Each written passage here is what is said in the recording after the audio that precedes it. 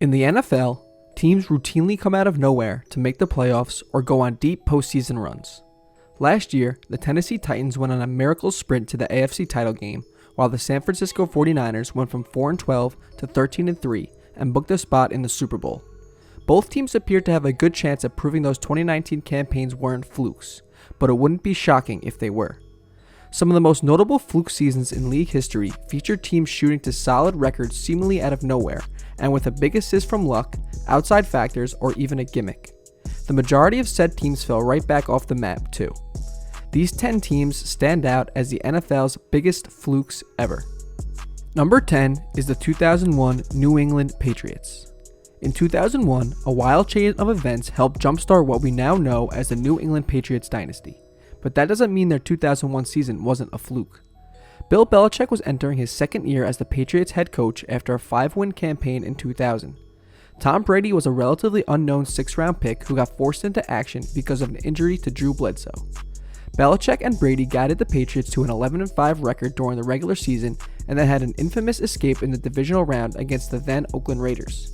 They went on to upset the then St. Louis Rams, one of the most explosive teams of all time, in the Super Bowl. While Belichick and Brady went on to win 5 more Super Bowls, the 2001 team was the biggest surprise of all. The Patriots had never won a Super Bowl prior to that year, and they tumbled to a 9-7 record and missed the playoffs in 2002. Number 9 is the 2012 Baltimore Ravens. When it comes to Super Bowl winners, it doesn't get much flukier than the 2012 Baltimore Ravens. They went from 12-4 in 2011 to 10-6 in 2012, but they won the AFC North over the 10-6 Cincinnati Bengals and 8-8 Pittsburgh Steelers. During the regular season, Joe Flacco bumbled his way to a 59.7 completion percentage with 22 touchdowns and 10 interceptions, while the defense mustered only 37 sacks. Then the playoffs happened. Flacco threw 11 touchdowns with no interceptions over 4 games, although he completed only 57.9% of his passes. In the divisional round, the Ravens snuck past the Denver Broncos team on the road that beat them 34-17 in Week 15. The Ravens rewarded Flacco with a massive contract the following offseason, but they've qualified for the playoffs only 3 times since.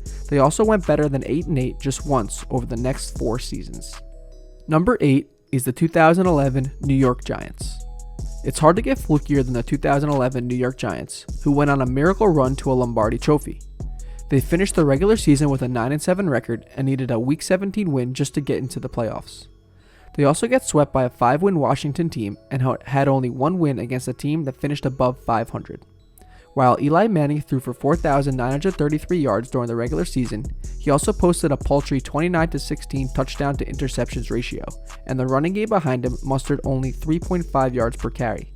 Despite winning the NFC East, the Giants finished the season with a negative point differential. The 2007 Giants, who likewise beat the New England Patriots in the Super Bowl that year, finished the regular season with a 10-6 record and a positive point differential. Since the triumph over the Patriots in Super Bowl 46, the Giants have made only 1 playoff appearance and have posted losing records in 6 of the ensuing 8 seasons. Number 7 is the 2010 Seattle Seahawks. 3 years before the Seattle Seahawks won the Super Bowl, they stumbled into one of the strangest seasons of all time. Led by first-year head coach Pete Carroll, the Seahawks stumbled to a 7-9 record in 2010, but they somehow still made the playoffs. Since the NFL switched to a 16-game season, their minus 97 point differential is the worst of any playoff team. Quarterback Matt Hasselbeck completed 59.9% of his passes and threw 12 touchdowns and 17 interceptions over 14 games, while the ground game managed only 3.7 yards per carry. Meanwhile, Seattle allowed 30 points in all but one of its regular season losses. Fueled by Hasselbeck and running back Marshawn Lynch, the Seahawks overcame an early 10-point deficit against the New Orleans Saints in the wildcard round and pulled off a 41-36 victory. However, their playoff run ended the next week against the Chicago Bears in the divisional round. The Seahawks went 4-12 in 2008 and 5-11 in 2009, so a playoff victory didn't appear to be in the cards the following season. However, they went 7-9 and missed the playoffs in 2011. Number 6 is the 2017 Jacksonville Jaguars. After going 11-5 in 2007, the Jacksonville Jaguars failed to make the playoffs or post a winning record over each of the following 9 seasons. But in 2017, they went 10-6 and made it all the way to the AFC Championship game, where they held a fourth quarter lead against the New England Patriots before collapsing. Jacksonville's defense had legitimate stars in their primes and did the heavy lifting. But the 2017 campaign was seemingly built for a lucky Jaguars run, as Indianapolis Colts quarterback Andrew Luck missed the entire season, and Houston Texans quarterback Deshaun Watson appeared in only 7 games. Meanwhile, the Tennessee Titans went 9-7 and had a negative point differential. The Jaguars got swept by the Titans during a regular season in which Blake Bortles completed 60.2% of his passes with only 21 touchdowns and 13 interceptions. He had no business making the playoffs and threw only 3 scores across 3 postseason games while completing 57.6% of his passes. As the AFC South reverted to normal after 2017, Jacksonville imploded and began a major talent exodus. The Jaguars have gone a combined 11-21 over the past 2 seasons and are now in the midst of a ground-up rebuild. Number 5 is the 2011 Denver Broncos. Nothing sums up the 2011 Denver Broncos like Tim Tebow's walk-off 80-yard touchdown to Demaryius Thomas to beat the Pittsburgh Steelers in the wild card round. Tebow completed only 46.5% of his passes while throwing 12 touchdowns and 6 interceptions across 14 regular season games that year. But that was enough to win a miserable AFC West as the Broncos finished 8-8, the same mark as 2 other division mates. The Broncos won 3 overtime games and 6 by 4 points or fewer en route to that 500 mark. The week after Tebow's fluky game winner against the Steelers, the New England Patriots blasted them 45-10 in the divisional round. While Peyton Manning's arrival in Denver spurred years of success after this run, the Broncos hadn't gone above 500 since 2006 and hadn't won a playoff game since 2005. Had Manning not signed with them, the Broncos likely would have regressed right back to consistently missing the playoffs. Number 4 is the 2007 Cleveland Browns. After rejoining the NFL in 1999, the Cleveland Browns had 1 winning season and 1 playoff berth over their first 8 seasons of existence. Meanwhile, they lost at least 12 games 4 different times. But in 2007, quarterback Derek Anderson erupted for 3,787 yards, 29 touchdowns, and 19 interceptions to guide the Browns to a 10-6 record. Wide receiver Braylon Edwards and tight end Kellen Winslow posted their only career 1,000-yard seasons too. Despite all of that, the Browns still missed the playoffs as they lost the AFC North tiebreaker to the Pittsburgh Steelers. They needed 2 overtime wins and 3 more by 7 points or fewer to squeak out the 10-win mark. The year after, Cleveland immediately plunged to a 4-12 record. The Browns haven't won more than 7 games in a season since. Number 3 is the 2008 Miami Dolphins. The Wildcat offense helped the 2008 Miami Dolphins produce one of the biggest fluke seasons in NFL history.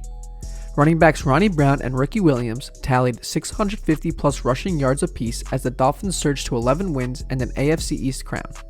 Meanwhile, quarterback Chad Pennington had a career year at the age of 32 as he threw for 3,653 yards with 19 touchdowns and 7 interceptions. After getting off to a 2-4 start, the Dolphins reeled off 9 wins in their final 10 regular season games. However, the Baltimore Ravens smashed them 27-9 in the divisional round, as the rushing attack managed only 52 yards on 2.5 yards per carry, and Pennington threw 4 picks. Although the Dolphins went from 1-15 in 2007 to 11-5 in 2008, opposing NFL teams quickly figured out the Wildcat offense, and Miami has largely been looking for answers ever since. The Dolphins have only 1 winning record over the past 11 seasons and 1 playoff berth. Number 2 is the 1989 Green Bay Packers. After dominating the NFL throughout the 1960s, the Green Bay Packers were largely an afterthought throughout the 1970s and 1980s. The 1989 campaign proved to be the exception to that rule, as they erupted for 10 wins for the first time since the 1972 season. Lindy Infante took home Coach of the Year honors, while Don Majkowski threw for a career-high 4,318 yards and 27 touchdowns. Breakout weapon Sterling Sharp put up 1,423 receiving yards with 12 scores. Although the Packers finished 10-6, they missed the playoff after losing the NFC North tiebreaker to the Minnesota Vikings. They also earned the nickname the Cardiac Pack, as 7 of their 10 wins came by 4 points or fewer. The following year, Majkowski threw for only 1,925 yards across 9 games, and the Packers slipped to 6-10. They didn't return to playoff contention until Brett Favre's arrival in 1992, which made their 1989 campaign one of the biggest flukes ever. Number 1 is the 2008 Arizona Cardinals.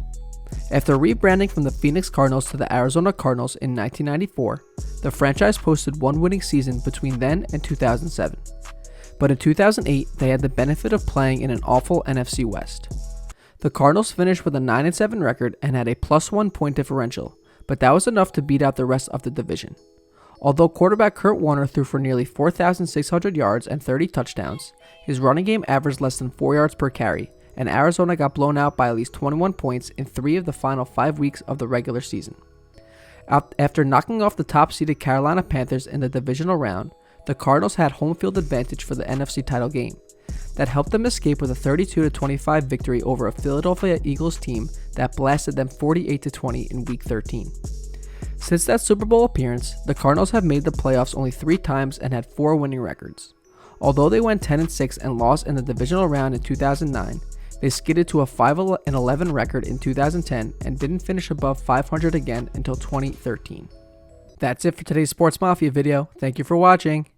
If you like this video and would love to see more Sports Mafia content, hit the circle subscribe button so you never miss a single video. Hope you enjoyed.